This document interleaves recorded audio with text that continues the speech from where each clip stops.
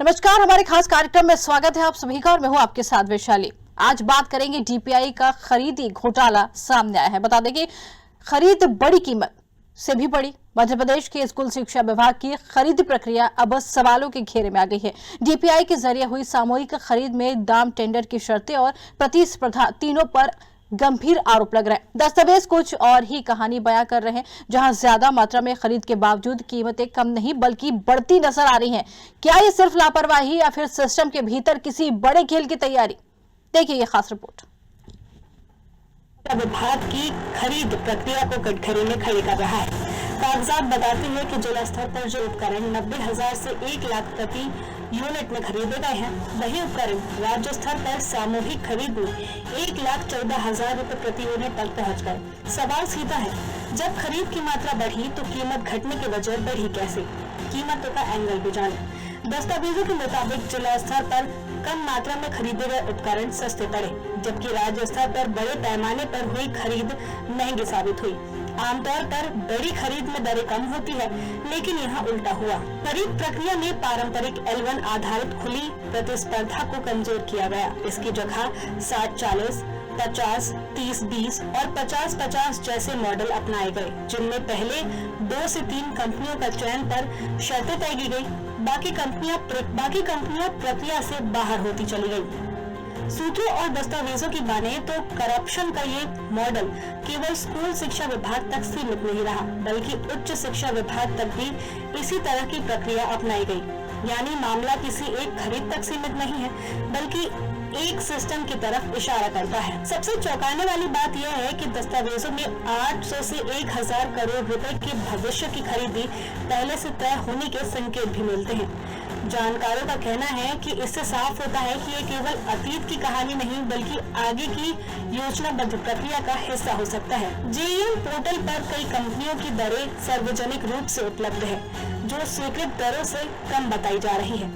इसके बावजूद उन्हीं दरों पर खरीद नहीं की गई, जिससे पारदर्शिता पर गंभीर सवाल खड़े हो रहे हैं। डीपीआई में भ्रष्टाचार का खेल खेला गया है, जिससे करोड़ों का भ्रष्टाचार किया गया, जिससे डीपीआई के अधिकारी और मंत्री उदय प्रताप सिंह के OASD सहित अन्य लोगों की मिलीभगत से भ्रष्टाचार का खेल खेला गया।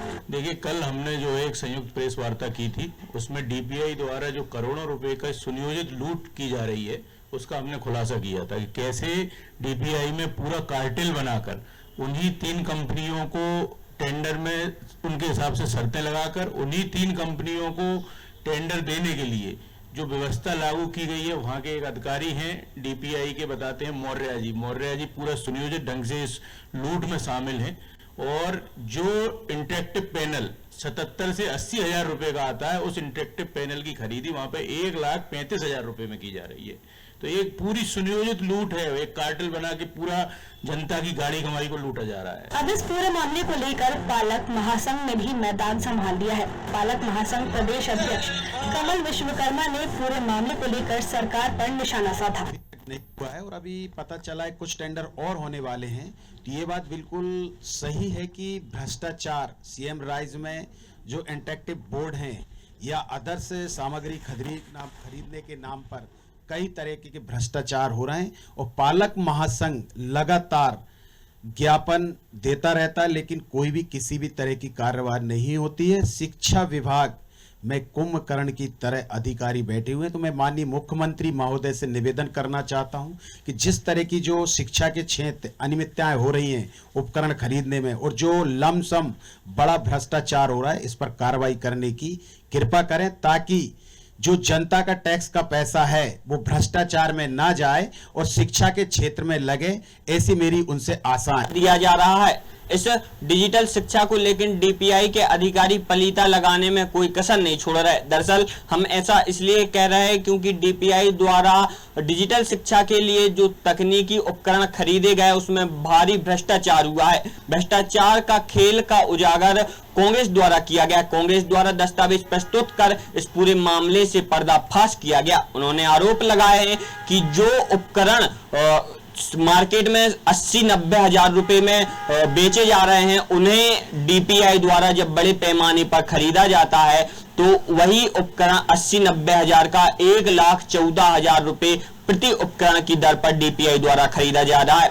तो सवाल यह उठते हैं कि जब आंकड़े बढ़ते हैं, संख्याएं बढ़ती हैं, तो कीमत क्यों नहीं घटती, कीमत क्यों बढ़ जाती है? ऐसे आरोप डीपीआई के ऊपर लग रहे हैं, लेकिन डीपीआई के अधिकारी खैर इस पूरे मामले से अभी बचते दिख रहे हैं। कैमरा पर्सन परवेज के साथ मधुर मिश्रा, न्यूज आवर भोपाल। तो साफ है कि स्कूल शिक्षा विभाग की इस खरीद पर उठे सवाल सिर्फ कीमतों तक सीमित नहीं है, बल्कि पूरी प्रक्रिया और सिस्टम पर उंगली उठा रहे हैं। अब देखना यह है कि सामने आए दस्तावेजों के आधार पर निष्पक्ष जांच होती है और क्या दोषियों पर कार्रवाई होगी, या फिर करोड़ों की इस खरीद से जुड़े सवाल फाइलों में दब कर रह जाएंगे। भोपाल से संवाददाता मधुर मिश्रा की रिपोर्ट। तो आपको बता दें कि स्क्रीन पर आप जो देख रहे हैं ये वही दस्तावेज है जो स्कूल शिक्षा विभाग की खरीद प्रक्रिया को कटघरे में खड़ा कर रहे हैं। बता दें कि कागज बताते हैं कि जिला स्तर पर जो उपकरण 90,000 से 1 लाख रुपए प्रति यूनिट में खरीदे गए, वही उपकरण राज्य स्तर पर सामूहिक खरीद में 1,14,000 रुपए प्रति यूनिट तक पहुंच गए हैं। सवाल सीधा है कि जब खरीद की मात्रा बढ़ी तो कीमत घटने के बजाय बढ़ कैसे गई? ये सवाल भी है, क्योंकि कीमतों का एंगल भी जाने। दस्तावेजों के मुताबिक जिला स्तर पर कम मात्रा में खरीदे गए उपकरण सस्ते पड़े, जबकि राज्य स्तर पर बड़े पैमाने पर हुई खरीदी महंगी साबित हो गई है। और आमतौर पर बड़ी खरीदी में दरें कम होती हैं, लेकिन यहाँ पर तो सीधा पूरा मामला ही उल्टा नजर आया। बता दें कि खरीद प्रक्रिया में पारंपरिक L1 आधारित खुली प्रतिस्पर्धा को कमजोर किया गया है और इसकी जगह 60-40, 50, 30-20 और 50-50 जैसे मॉडल अपनाए गए हैं, जिनमें पहले 2 से 3 कंपनियों का चयन कर शर्तें तय की गई, बाकी कंपनियां प्रक्रिया से बाहर होती चली गईं। बता दें, सूत्रों और दस्तावेजों की माने तो करप्शन का ये मॉडल केवल स्कूल शिक्षा विभाग तक सीमित नहीं रहा, बल्कि उच्च शिक्षा विभाग तक भी इसी तरह की प्रक्रिया को अपनाया गया। यानी कि मामला किसी एक खरीद तक सीमित नहीं रहा, बल्कि एक सिस्टम की तरफ इशारा करता हुआ ही नजर आया।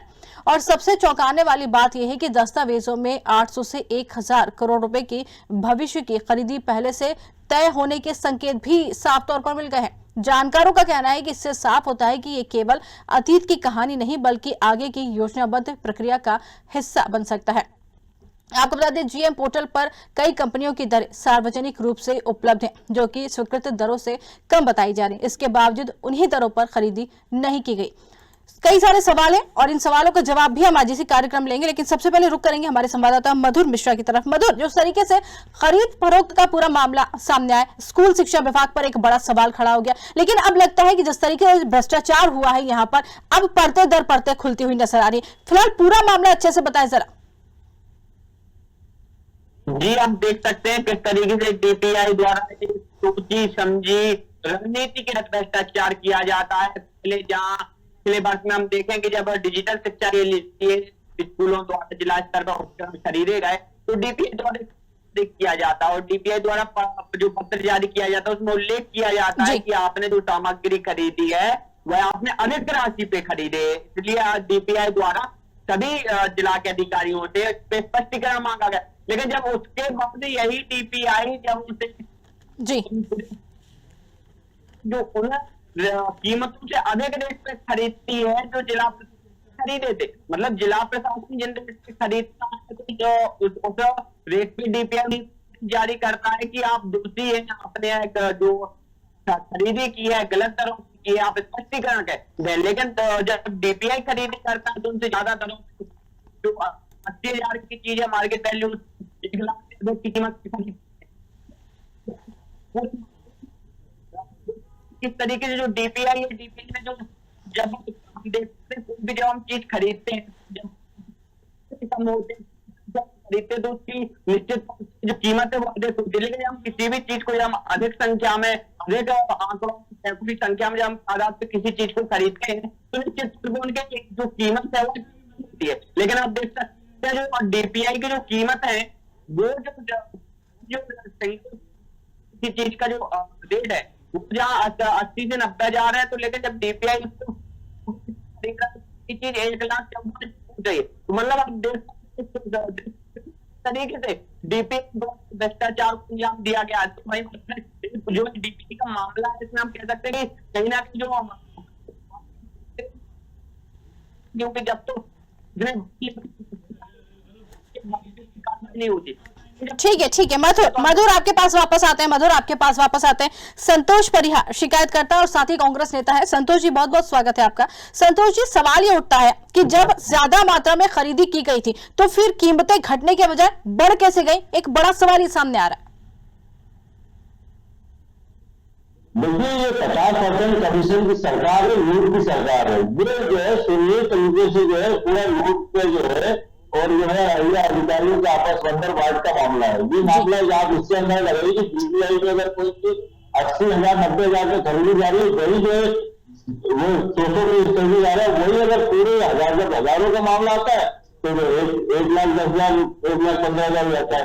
तो इसके अंदर सबसे बड़ी बात है कि जो पूरे गिरोह का मामला है और गिरोह इतना बड़ा है कि जो इसके अंदर मंत्री से लेकर मंत्री के ओएसडी से लेकर सारे लोग एक बार में जब 280 करोड़ का जो मामला आता है तो उसके अंदर आलू पैसे खाना में 50% कमीशन की सरकार है। और आप इससे अंदर लगाइए ना कि लूट का माल तो मंत्री जी के ओएसडी जो है ओएसडी पूरे इकट्ठा करके मंत्री जी को दे रहे हैं।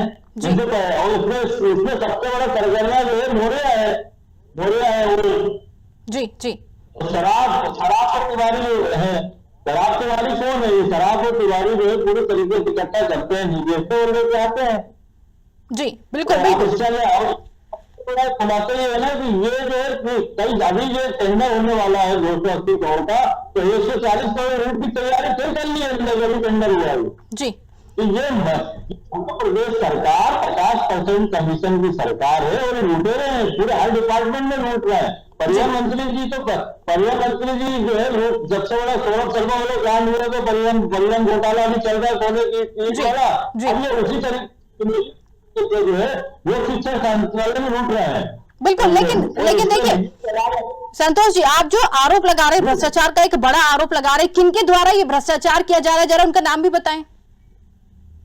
देखिए, इनके जो निजी दलाल है मनोज गौरव जी तोराव, ये जो है ये पूरे निजी तरीके से दलाली करते हैं। और इनके डीपीआई जो राजेश जिसमें मोर है सरगना है, इसका सबका सरगना मोर है। और जो इसके अंदर मंत्री के यहाँ ओएसडी जो है तिवारी और सलाह, ये जो है इसको पूरा संचालित करके पूरा गिरोह है, संगठित गिरोह है, लोग का संगठित गिरोह है। ये तो परिवहन में लूट कर रहे थे, परिवहन के जो है इसमें आ रहा है कि वही मॉडल जो है परिवहन का जो मॉडल अब इसके अंदर आ रहा है लोकप्रिय संचालन, जो सालों से चल जा रहे हैं। अभी आप ईडब्ल्यू पता करेंगे, शिकायतें पड़ी हुई है।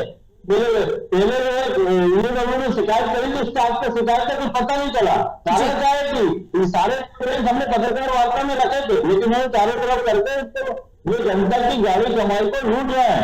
3 कंपनी की रेवेन्यू तैयार और उसके अंदर ये 2 कंपनी को दिया, ये 50, 30, 20 जी बिल्कुल बनाया 20 का बनाएगा। अब उनने कहा हिस्सा कम होगा तो 1 को हटा दिया तो 50 का कर दिया। तो ये पूरे लोग सुनियोजित तरीके से लूट रहे हैं, लूट कर जो है और आपस में बांट रहा है।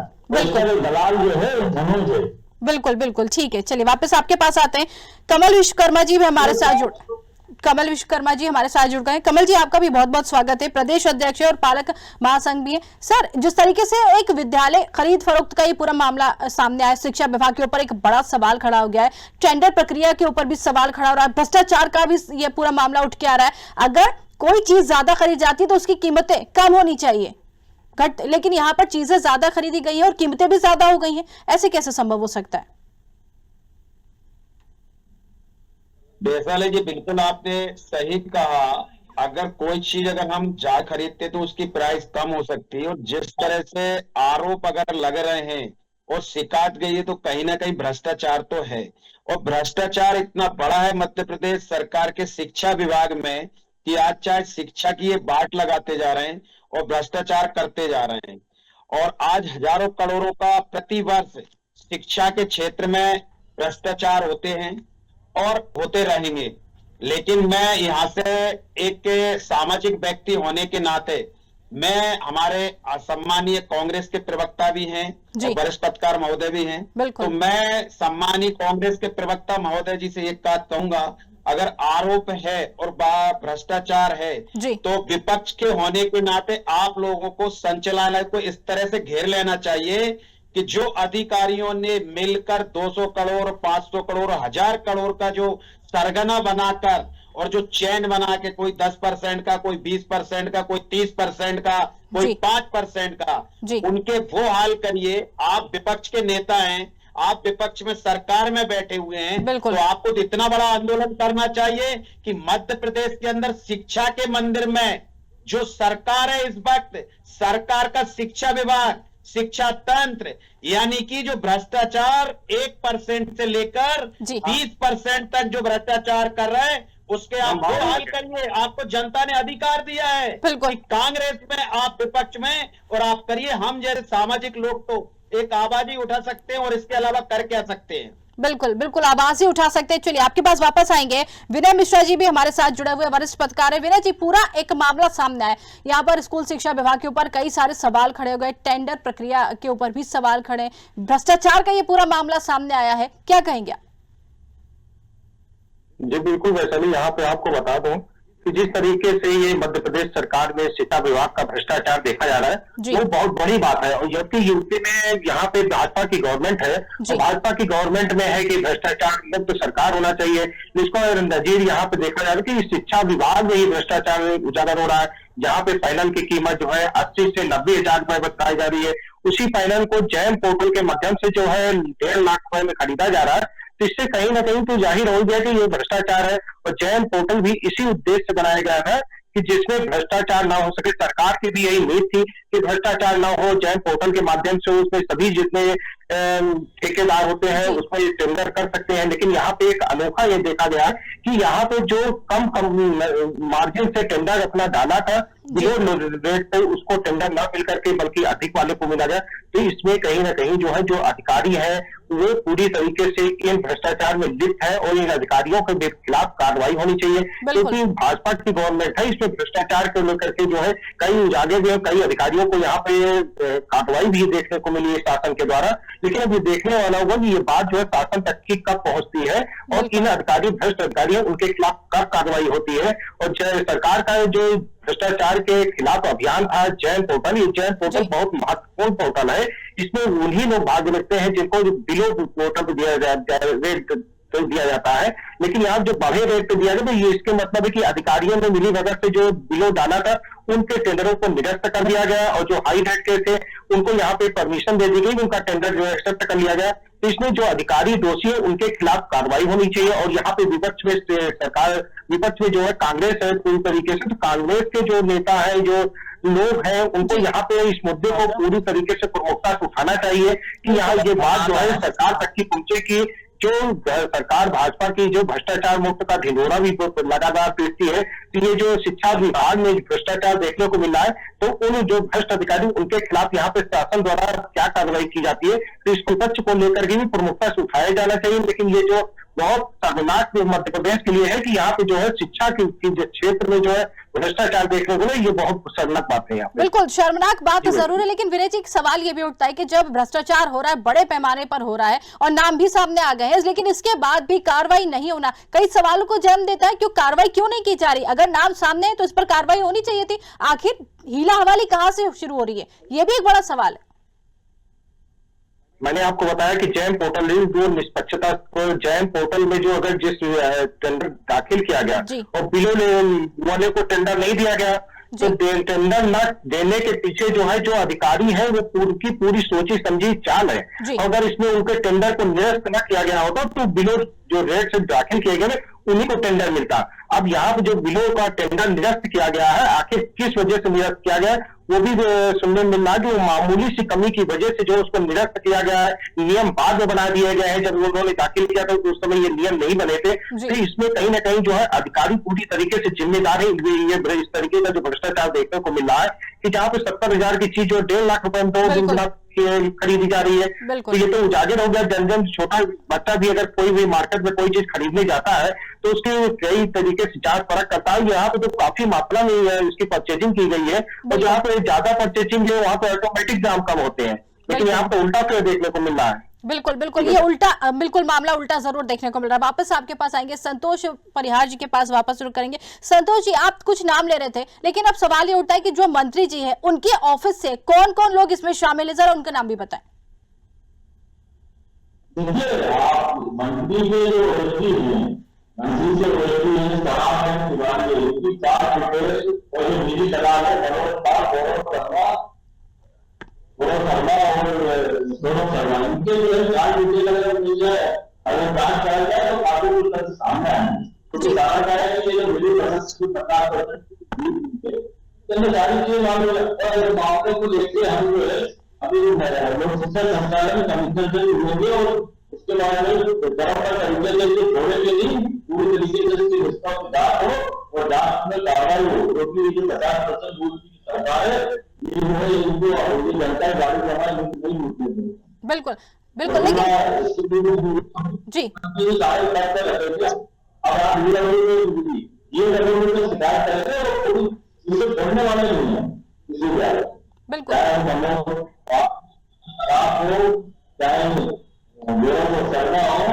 तो चाहे राजेश, इसका जो राजेश मौर्य सरगना है संगठित करके वो कर रहा है, और मंत्री के जो भी सवाल उठ रहा है। बिल्कुल, लेकिन जब ये सवाल उठ रहा है कि ये मामला आपने उठाया है, उसके बाद शिकायत भी की गई, शिकायतकर्ता आप खुद भी हैं, और ये मामला आपके संज्ञान में आया था, और उसके बाद आपने उसके ऊपर जो विचार विमर्श किया, इस मामले को आगे ले गए, लेकिन इस पर कार्रवाई नहीं होना कहीं ना कहीं सवालों को जन्म तो देती कि आखिर कार्रवाई क्यों नहीं हो रही। क्या इसमें भी यहाँ पर ये कह सकते हैं कि भ्रष्टाचार का मामला है, इसमें भी ये कह सकते हैं कि कहीं ना कहीं एक हाथ है किसी का उनके ऊपर, जो उसके ऊपर कार्रवाई नहीं करवाई जा रही है? इसके अंदर सबसे बड़ी बात तो पैसे का मामला है। जैसा कि सबसे बड़ी बात ये है कि ये जो संगठन जो ग्रुप होती है ना, तो ग्रुप के अंदर में सबके हिस्से बने हुए हैं, सबके हिस्से बने हुए तो कहाँ जाएंगे जी जी, आप इसके अंदर देता है तो ग्रुप करा रहे हैं, तो ये कार्रवाई इनके पीछे पड़ेंगे, कमीशन मिलेंगे, मामले को रिपोर्ट करेंगे और उसके करेंगे।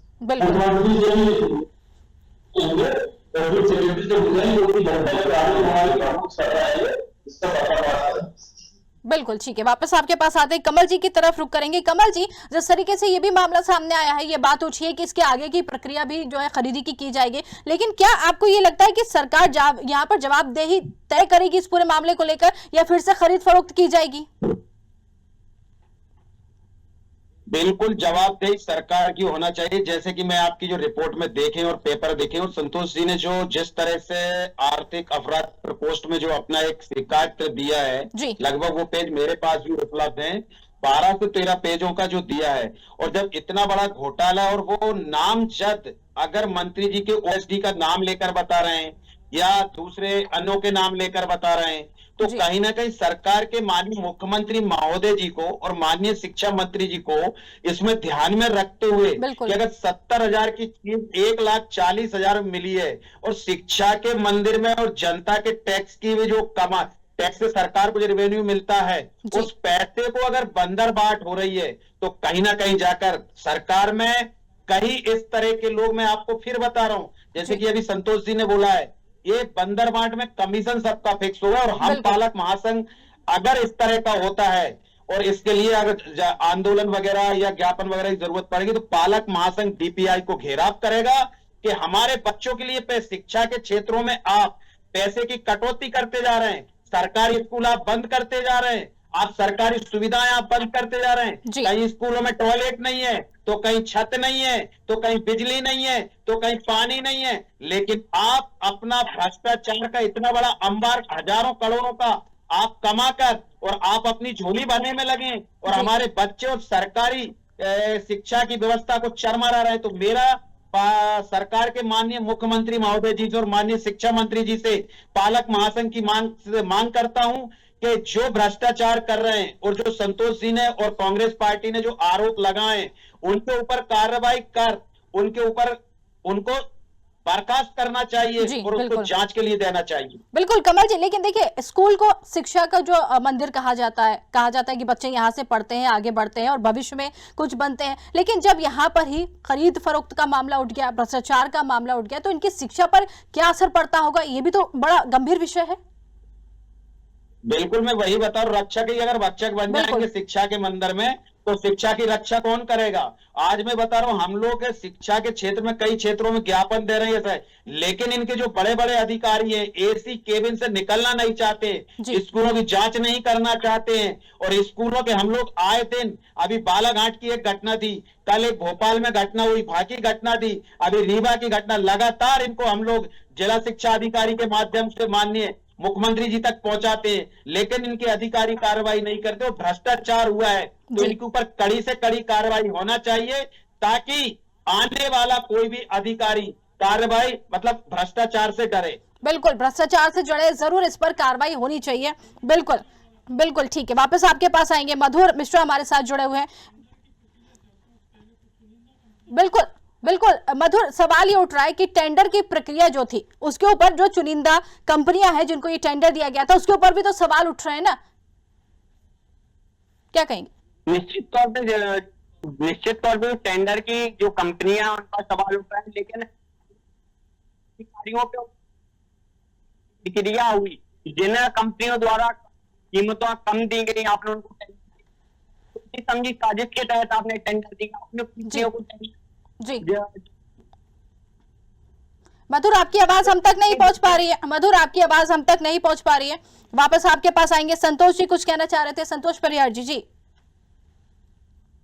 वैशाली ऐसा है जो यूडब्ल्यू का नाम इनने विश्वकर्मा जी ने लिए। यूडब्ल्यू की पुराना इनका जो घोटाला था, जी जो बच्चों की जेल घोटाला, अभी यूडब्ल्यू कंपनी हमने साल भर पहले करी थी, हमने उसके कागज प्रस्तुत किए। अभी जो हमने जो पीसीबी का मामला उठाया, इसका मामला यूडब्ल्यू ने अभी करा नहीं है, लेकिन आगे इसको यूडब्ल्यू में देंगे, कमिश्नर को देंगे और चीफ सेक्रेटरी को देंगे और मुख्यमंत्री को देंगे। इनको हम छोड़ने वाले नहीं है। और जो हमने यूडब्ल्यू के जो कागज आप भेजा है आप लोगों को, उसमें यूडब्ल्यू हमने इनमें जो देश में जो घोटाला करा था उसके कागज, उसकी जानकारी हमें दी थी, वो लगी हुई थी कि ताकि जो है ये उसके अंदर यूडब्ल्यू ने कोई कार्रवाई नहीं करी। हम बड़े निराश है उससे, न उन्होंने कोई जांच करी, न उसके अंदर उन्होंने जो कोई नोटिस जारी करा, और मामले को अभी तक पेंडिंग पड़ा हुआ है। ये जो मामला जो अभी हमने जो प्रेस कॉन्फ्रेंस रखी थी, ये दूसरा मामला था जो कंपनियों का है, तो इसके अंदर भी हम इनको छोड़ने वाले नहीं है। यूडब्ल्यू से लेकर सभी जगह जो है शिकायत करेंगे, ताकि जो जनता की जाली कमाई का जो है दुरुपयोग नहीं है। ये जो 300 करोड़ का घोटाला है, बहुत लंबा घोटाला है, तो ऐसे घोटाले और भी डिपार्टमेंट में चल रहे हैं। तो शिक्षा में भी हमने सुना है वहां भी कुछ कागज इकट्ठा कर रहा है, तो वहां पे तथ्य सामने आए, क्योंकि हम प्रेस कॉन्फ्रेंस लेते हैं, तथ्य के आधार पर लेते हैं, ताकि कोई भी चाहे तो कागज की जांच कर ले।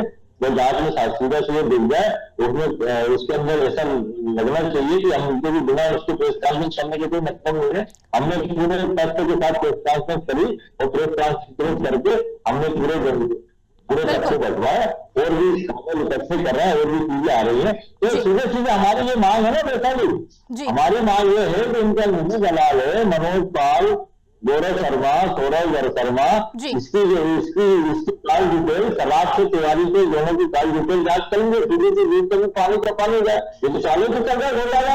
जेल घोटाला तो कर ही लिया इन्होंने, जेल घोटाला बच्चे से पैसे जमा करवा लिया और उसके अंदर देश नहीं दी, और जिस जो पहले से नहीं दे रहा उसको दोबारा फिर टेंडर दे दिया, तो पैसे दे देते हैं और सप्लाई भी करता है, फिर दोबारा दे देते। लूट है ना, ये तो खुली लूट है इनकी।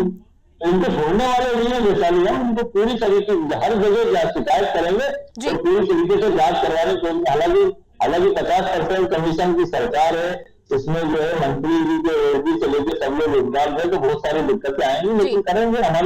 हमारी विपक्ष की जो भूमिका है उसके अंदर ताकत से जो है मांग रखेंगे और इनको छोड़ेंगे नहीं हम, शराब हो जाए तैयारी छोड़ेंगे नहीं। बिल्कुल, यहाँ के लोगों से नहीं करा रहे, बाहर के लोगों से करा रहे हैं, संगठित लूट कर रहा है। बिल्कुल सुनियोजित तरीके से लूट की जा रही है। अगर कार्रवाई वैशाली तो नहीं है तो जी एक जन को जिसका कमाया उसको मिलना चाहिए। यही जो है सप्लाई यहाँ पे 1,50,000 में कर रहे हैं और यही सप्लाई आसाम के अंदर 70,000 में कर रहे हैं। वही कर रही है। बिल्कुल बिल्कुल इससे क्या ठीक है।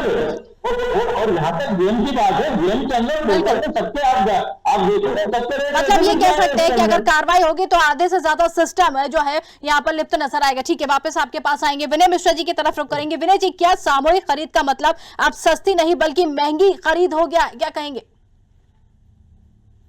ये बिल्कुल जिस तरीके से देखने को मिल रहा है, मामला जी उजागर हुआ है कि जहाँ पे सस्ते दामों पे ना लेकर के बल्कि जो हाई रेट है उसको परचेजिंग की जा रही, तो इसमें जो अधिकारी हैं वो पूरी तरीके से यहाँ पर लिप्त नजर आ रहे हैं। लेकिन यहाँ पे जैसे कांग्रेस के साथी हैं संतोष जी, उनका कहना है कि हमने शिकायत की तमाम जगह की, लेकिन कार्रवाई के नाम पे शून्य है। और उसके पीछे भी वजह है कि कार्रवाई जिनके खिलाफ जांच आके करेगा कौन?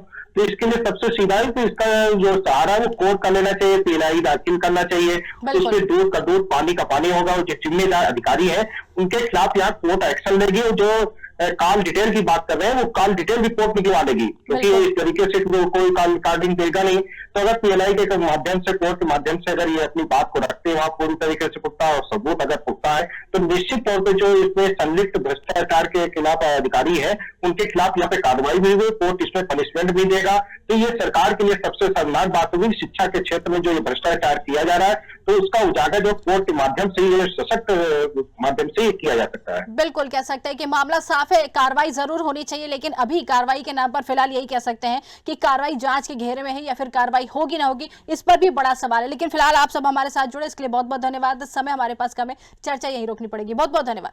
तो आपको बता दें, डीपीआई में खरीद का ये घोटाला अब सामने आ गया है। लगातार नाम भी सामने आ रहे हैं, लेकिन इसके बाद भी कार्रवाई नहीं होना कई सवालों को जन्म देता है। अब देखना यह है कि इस पूरे मामले का उजागर होने के बाद एक बड़ा घोटाला निकलकर सामने आए, इस पर कार्रवाई होती है या नहीं होती और अब इस पर क्या संज्ञान लिया जाता है। फिलहाल के कार्यक्रम में इतना ही। नमस्कार।